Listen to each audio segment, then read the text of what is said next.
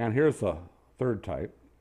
I just wanted to go over that real quick. Yep, they can talk to each other. So I can write an input trigger that's a simple script, and I can have an output actuator that is written in Reflex, and it can consume that message being sent. And it does it by prefixing the message name with a left bracket SS, right bracket colon.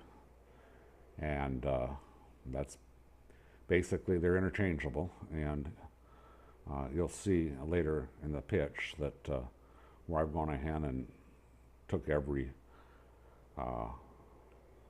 portion of the input and output API provided by Lumen Labs and provided examples for you to see how they work, both in simple scripts, reflex scripts, and hybrids of the two.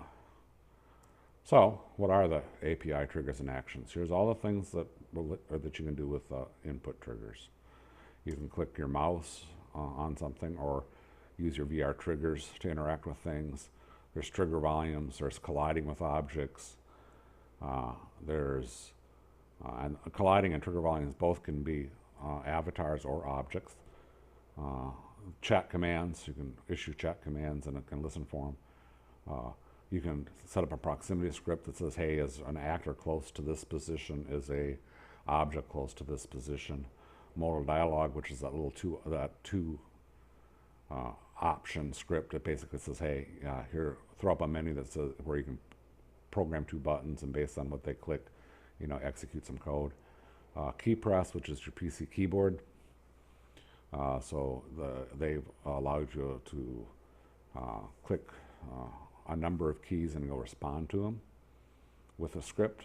Timer, which is strictly an input or a trigger, but can be set up as a trigger for for something to happen. But it'll be independent. You don't start by bumping a trigger. You have to start it some other way, like going through a trigger volume to start the trigger, and then the trigger can be sending something every few seconds or whatever, sending a message. And then HTTP requests, I've decided to call an input or a trigger. I can ask something from the outside world to happen. And the output action or actions that can happen is I can control the light, I can change the media.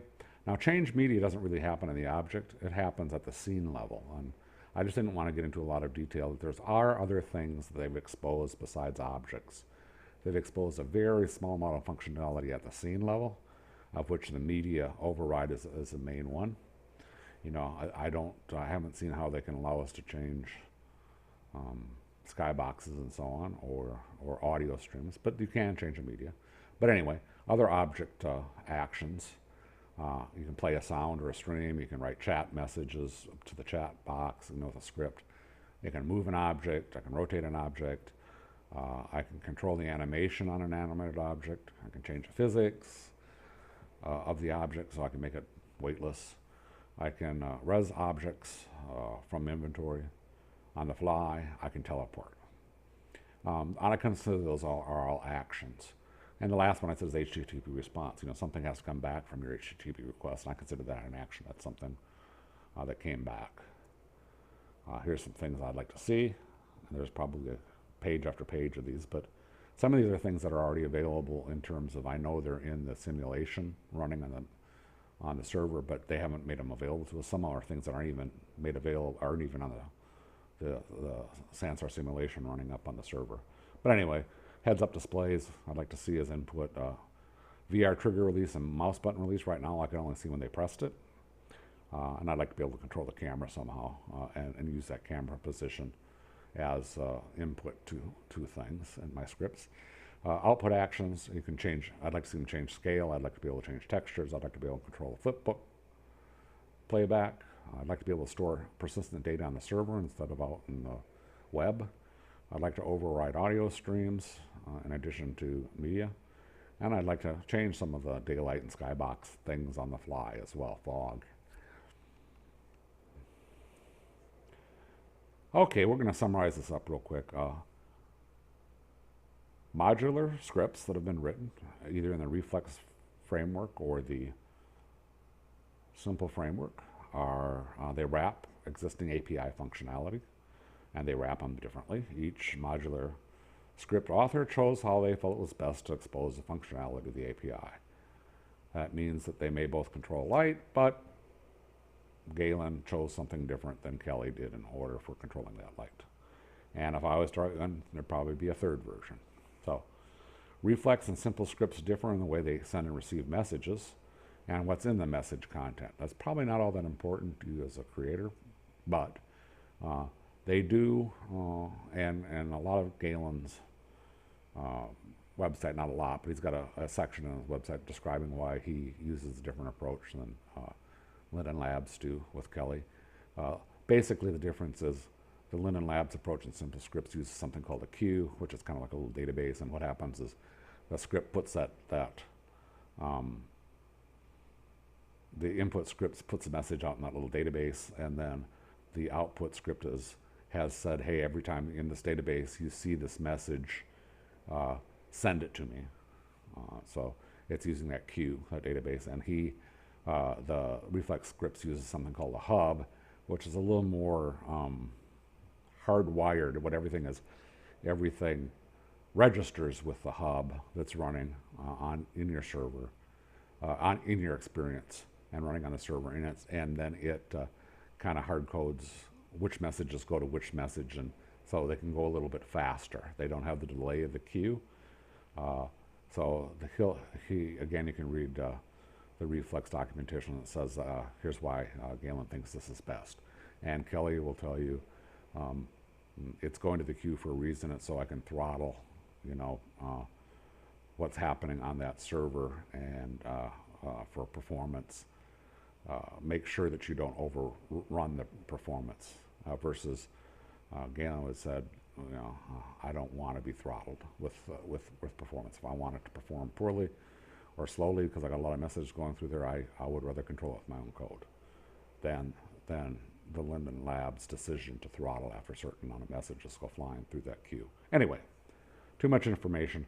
Simple script source code's available for you to modify. That's probably the most important. It certainly is for me. If you want to change or add features or apply logic on how these features are used. So every one of us that can script or that do script right now can take those and extend them and publish them and sell them if we want. Certainly it could mean a lot more. Scripting could be made available. We can't really do that with Reflex scripts right now. I can't extend them or change them. I can write a new one from scratch, and I have, just to better understand what Galen was thinking with his Reflex hub. So you can I can write a whole new script that I have that worked as a new actuator and one that worked as a new sensor. And I'll be putting those out there as well. I can't call them Reflex scripts. I have to call them Reflex compatible, because Galen doesn't want to be people confusing my scripts with his. So my approach to this in most cases, and I probably will, the scripts I'm going to do as a new scripter, is I will have both sets of code in them, even though it's kind of heavyweight. And you can turn them on and off. Do you want to use simple scripts? Do you want to use the messaging framework of Reflex? So they can easily work with each other. Although, quite honestly, Galen has written it in the Reflex side that it'll accept simple script messages. So really, you can stay in the whole simple script world, and as long as you don't care about it going through the queue for that tiny delay, you can interact with anything that's in the Reflex script world. All right, the last thing I wanted to talk about was something that you probably expected to see when you came here. And what it is the fact that I have a new experience. It's called the Scripts Institute, and I hope I don't get sued. But it gives you the ability to look at all the input and output API input and output API Linden Lab has exposed, all those functions that I went over, and I have examples of them working. I have examples of them working as simple scripts or as Reflex scripts in the first floor. And In addition to having them working, much like, if you've gone to Galen's demo area, you can see them working. It also has in a sign next to them, a sign showing you how they're configured in the background. So you can see, you can look at the configuration just like you did in the slides previously and say that I did in this presentation. Oh, that's how they work. That's how that message gets from here to there. Also, I explain on the slides what's happening, and I also have an audio. When you step next to the table, it's got the example. You'll hear Granddad Got Mojo drone on and on about how that example is working.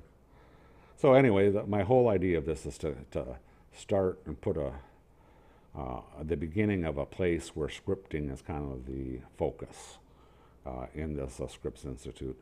That's all on the first floor. And like I say, I've got 16 examples showing input and output API wrapped scripts, whether they be simple scripts or reflex scripts, on how to configure them. The second floor is where I'm going to custom scripts, where I'm going to showcase them. I'm going to put all the ones I do. I release all my source code, so you can just use your source code. I have them out on GitHub, and I'll be giving links to where you can get all that if you're interested in actually looking at the code. And I encourage other programmers, whether they want to release the source code or not. I understand the need for not wanting to, because there's an intellectual property. You don't want people stealing your code. But again, as I said before, I think I come from an open source community, and I see that you can release the code, and I'm sure Linden Labs would, if you said, hey, they're selling my script with not changing it, they probably take it off the store. But anyway, the point being is you can still sell the code, and people don't have to load it up and do all that kind of stuff. They can just buy it from the store, but you can still have the source code out there for people to go look at if they want to see how something's working, and maybe use it as a starting point for their code that would do something different. The second floor, again, that's why I want to do those. So I encourage other scripters to